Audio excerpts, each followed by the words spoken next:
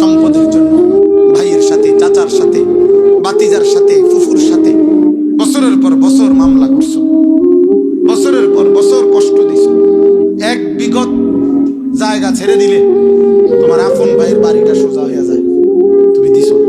কত কাঁদছে বাতিজা, তুমি ডাকাইতে দেও নাই।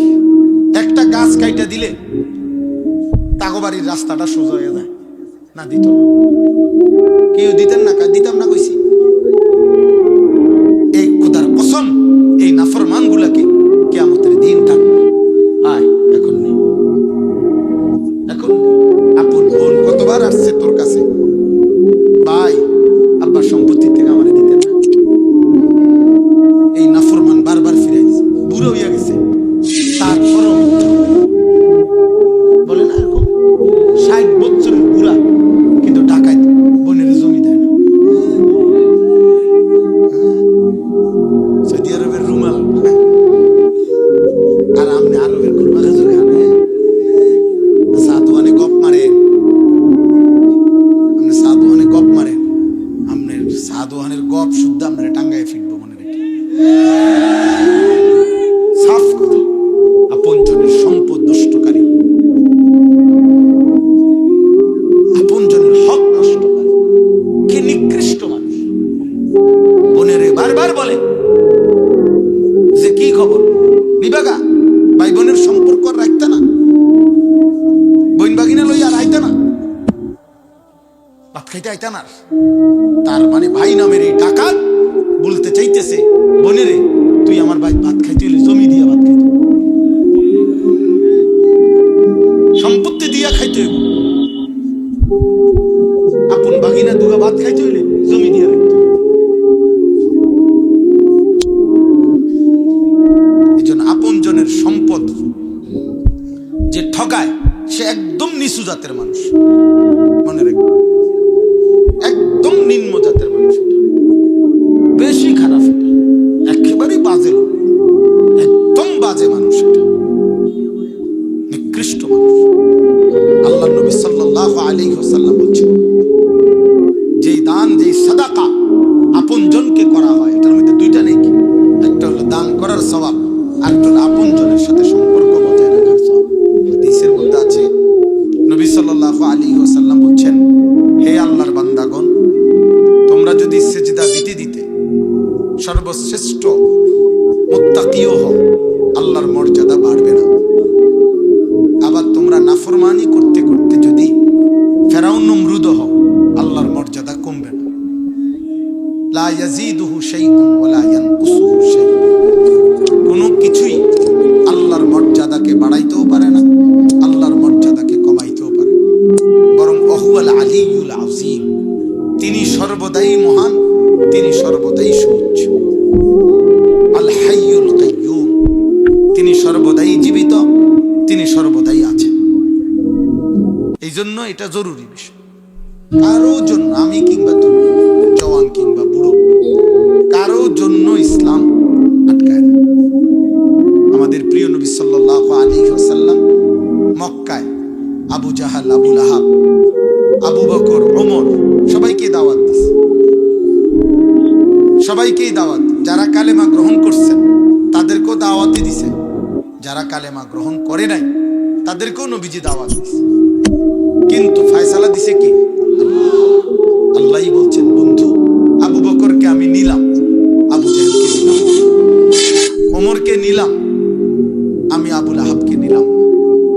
এখন আল্লাহকে যদি বলেন আবু বকর এবং ওমরকে কেন নিলেন, আল্লাহ বলবেন আমার ইচ্ছে। আবু জাহেল এবং আবু লাহাবকে কেন নিলেন না, আমার ইচ্ছে।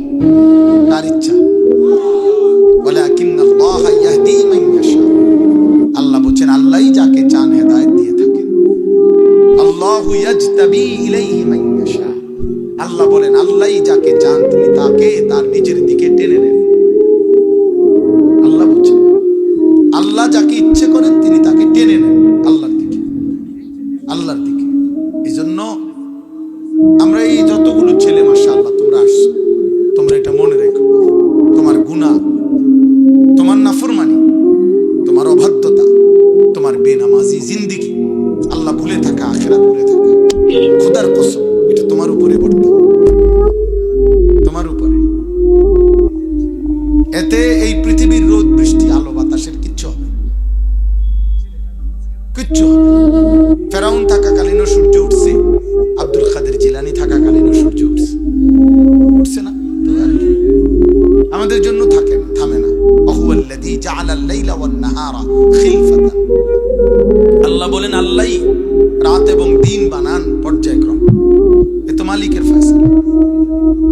তাআলার ফয়সালা, কায়নাত কারো জন্য আটকে।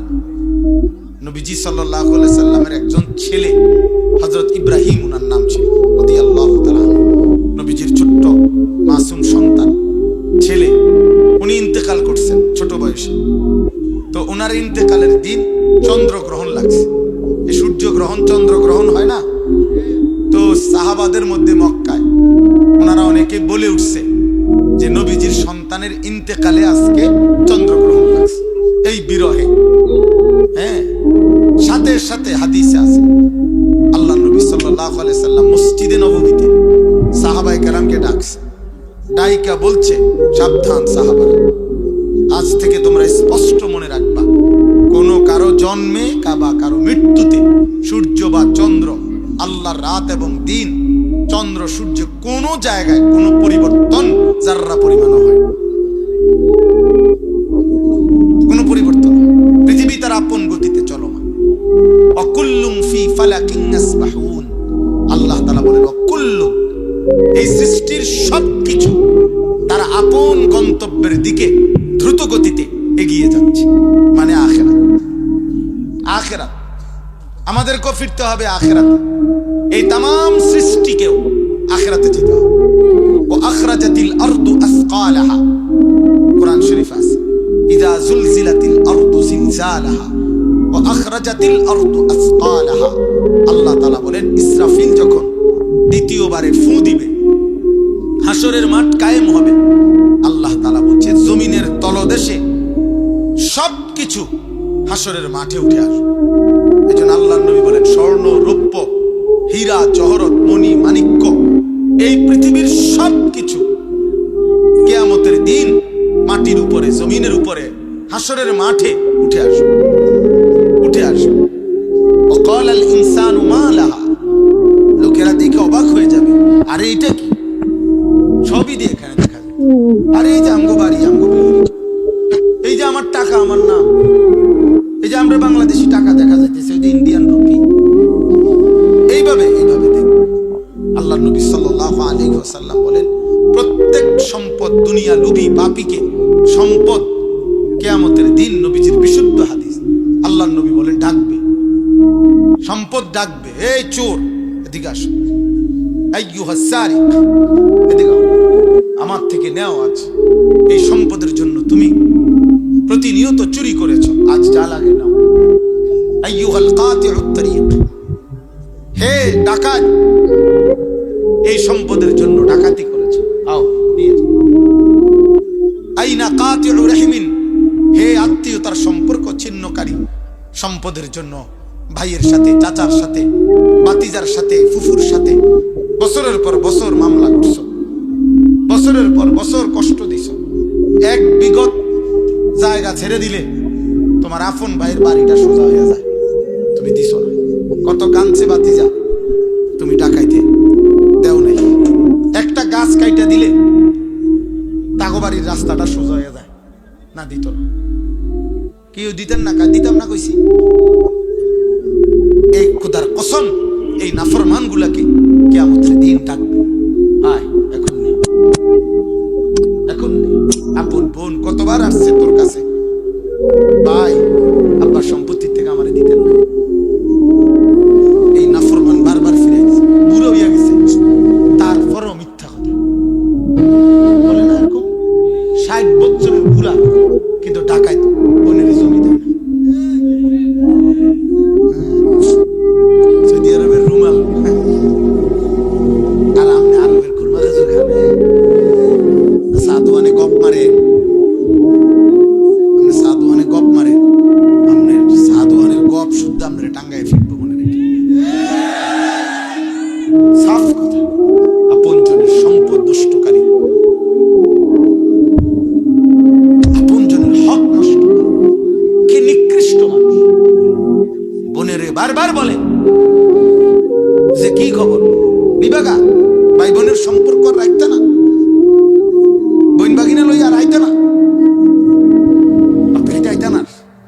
তার মানে ভাই নামের এই ডাকাত বলতে চাইতেছে বোনেরে তুই আমার ভাই ভাত খাইতে জমি দিয়ে